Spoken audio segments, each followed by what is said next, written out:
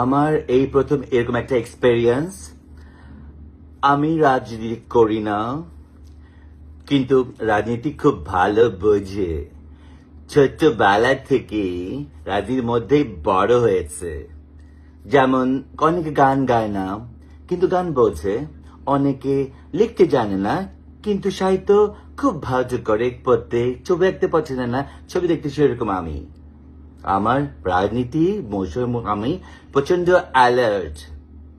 আর যেই রাজনীতি আমার দেশকে ধারণ করে, যে রাজনীতি আমার দেশের জন্য ভালো বয়ে আনে, আমাদের মুক্তিযুদ্ধে পাওয়া দেশকে, আমাদের ভাষা আন্দোলনের পাওয়া ভাষাকে, সেই রাজনীতিকে আমি প্রচন্ড শ্রদ্ধা করে আমার সে বলবে আমরা তাদেরকে ভালোবাসবো, তাই না? আমাদের দেশে মানুষ কি, যাদেরকে সাধারণ মানুষ না, আমরা আমাদের দেশকে নাগরিক। এক একজনে আমরা আমাদের দেশের নাগরিক, এবং নাগরিক হিসাবে আমাদের একটা রাইটস আছে। আমাদের এই রাইটসটা হচ্ছে কি আমাদের ভালো চাই, এবং আমাদের ভালো যেই করবে তাকে চাই।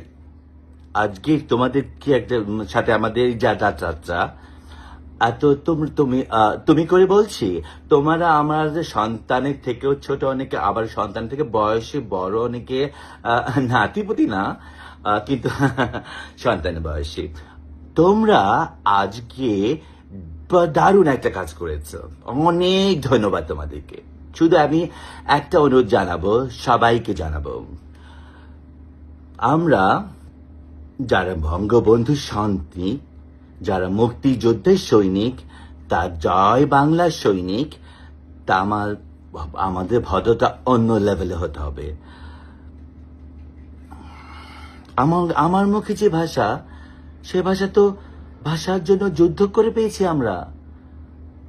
আমার মুখ ভাষা তো কাউকে নষ্ট করতে দেব না। হতে পারে হাদি সাহেব অথবা সারার ফারুকী সাহেবদের একটা নিজস্ব একটা ভাষা আছে, কিন্তু ওটা আমাদের ভাষা, আমাদের বাংলাদেশের ভাষা না।